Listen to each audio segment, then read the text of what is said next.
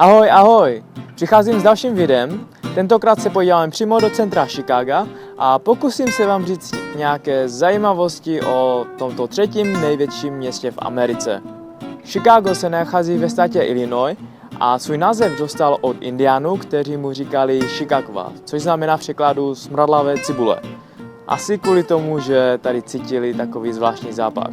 Nicméně město je teďka spíše známější pod svou přezdívkou The Windy City, což znamená větrné město. A není to kvůli tomu, že tady lidi prdí, ale kvůli tomu, že se tady nachází hned jezero Michigan a proudí tady všelijaké větry. Možná to teďka slyšíte. Za mnou můžete teďka vidět centrum Smrakodrapy. Chicago bylo jako město založeno v roce 1837, což je ale na americké poměry už hodně historické město. Ve městě jsou v podstatě jenom nové moderní budovy, protože v roce 1871 zde vypukl obrovský požár, který poškodil většinu centra. Ale právě díky tomu se začaly stavět nové moderní budovy. Takže teďka tady můžeme vidět takovou nádheru. Nejvyšší budovou je Willis Tower, která je vysoká 442 metrů, jde o druhou nejvyšší budovu v Americe a čtvrtou na světě.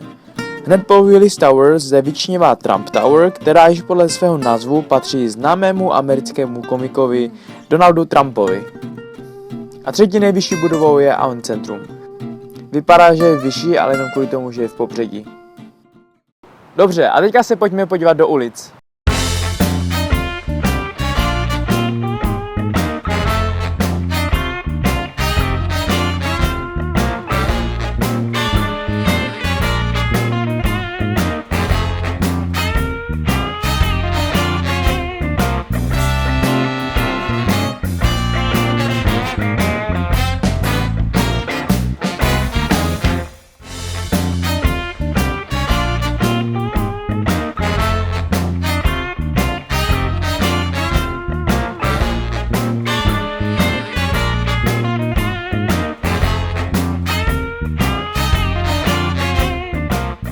Takovým specifikem pro americká města je to, že se ulice staví podle pravítka. Na mapě Chicaga vidíme, že ulice jsou pěkně narysované podle geometrických pomůcek a budovy jsou zarovnány do bloku. Navíc ulice často bývají očíslované podle pořadí, což usnadní orientaci všem turistům anebo taky českým studentům. Centrum veškerého dění tady v Chicagu se nazývá Loop, neboli smyčka, a zde se nachází většina obchodů, atrakcí a významných institucí.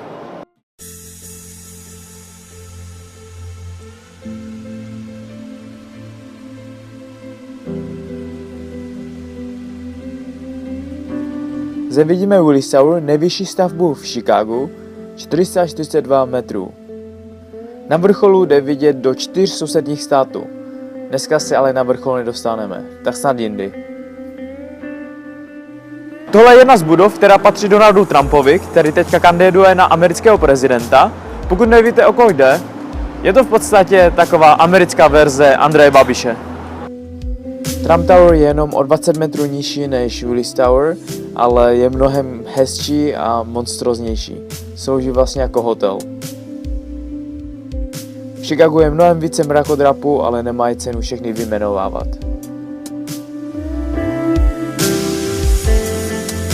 A tohle jsou včely úly.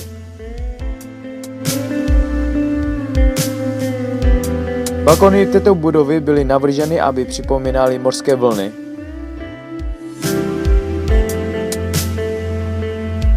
Za mnou vidíte teďka State Street, což je taková hlavní nákupní třída tady v Chicagu.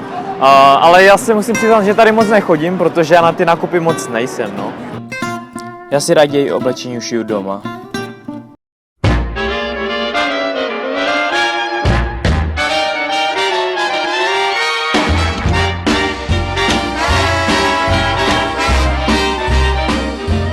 A pak tady máme Michigan Ave, což je něco podobného jako Pařížská v Praze. Chicago, Chicago, I will show you around. I love it, bet your bottom dollar you lose the blues in Chicago, Chicago, the town that Billy Sunday couldn't shut down. člověk si taky musí vybrat správné auto na nákupy. That great street, I just want to say they do. Nacházím se teďka na LaSalle Street a tady naproti je obchodní burza. Nádherná budova, do které lidi chodí zbohatnout. Tohle je chicagské divadlo. Kromě toho, že se tam konají různá představení, tak tam taky probíhá soutěž America's Got Talent. Myslím, že bych se možná mohl klidně přihlásit, ale Egypťané mi ukradli všechny moje talenty. Haha, to je vtipek, co?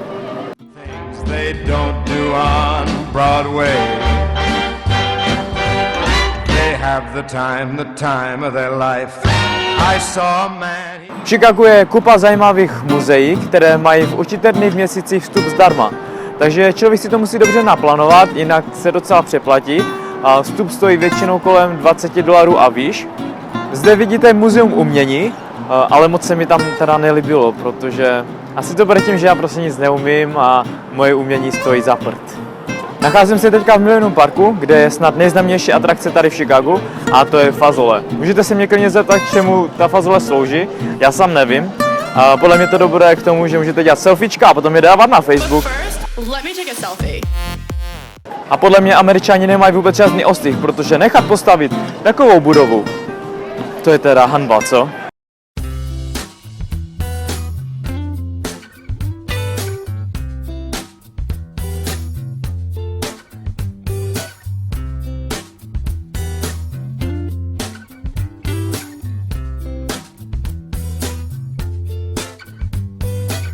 Everyday people like you and me just wanna live naturally.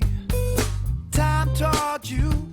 V Millennium Parku se nachází pavilon, kde probíhají různé koncerty a v určité dny jsou dokonce zadarmo.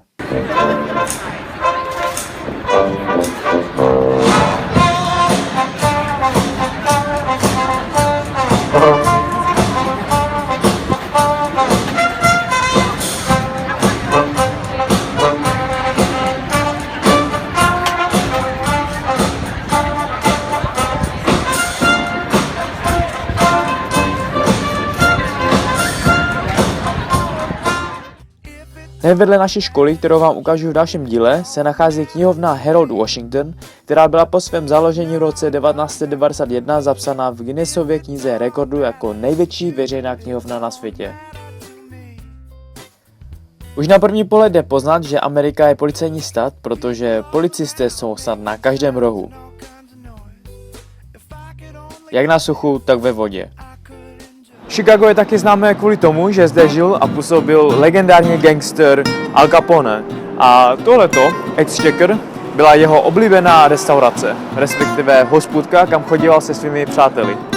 V Chicagu funguje nadzemní dráha, v podstatě jde o metro, které mimo centrum jezdí pod zemi, ale když se dostane do centra, tak vyleze nad zem a lítá si tady pěkně nad ulicemi.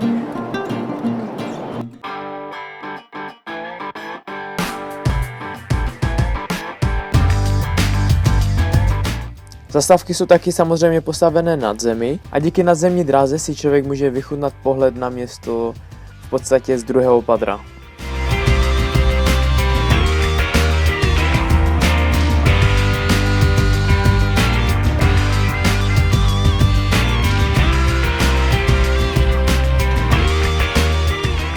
V Americe se nekoukám po holkách, ale hlavně po autech, protože mně se opravdu líbí americká auta, obzvlášť ta, která jsou taková retro, jako je tohleto.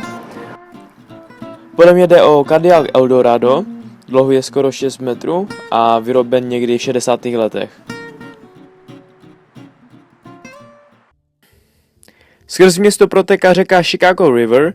Na konci 19. století kvůli velkému suchu se město rozhodlo, že změní směr toku řeky, proto nechal postavit mašiny, které otočily směr toku, aby se voda čerpala z jezera Michigan. A každý rok na den svatého Patrika tuto řeku obarvují na zeleno. Také se zde konají různé prohlídky města z lodí. Stojí to většinou kolem $40, ale opravdu to stojí za to. Nebo se můžete koukat na videa, máte to zadarmo.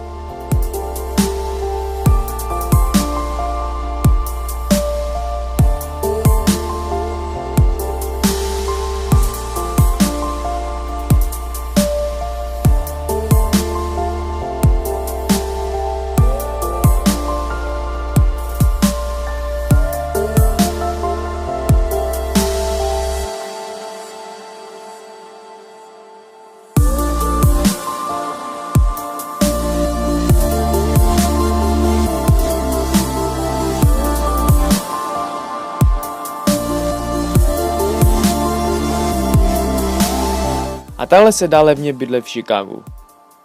Stačí si vzít stan a hodit ho někam k řece.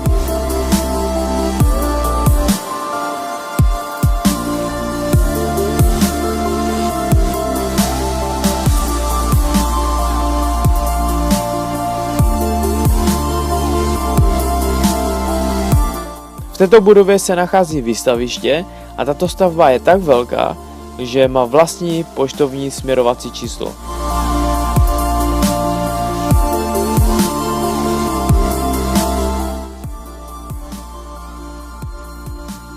Přímo v centru se nachází pláž a my jsme měli to štěstí, že se tam zrovna konala přehlídka stíhaček.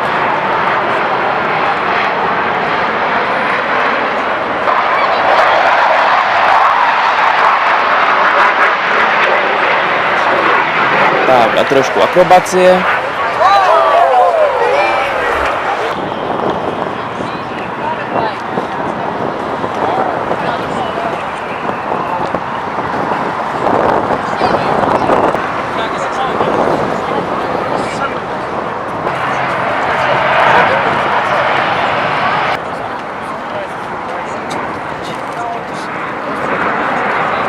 Dokonce Rusové povolali svoje stíhačky.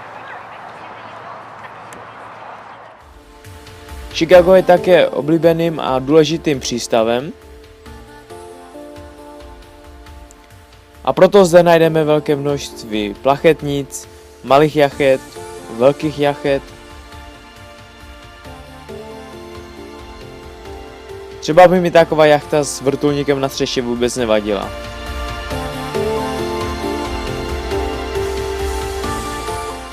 Všiml jsem si, že američtí opraváři jsou velice šikovní.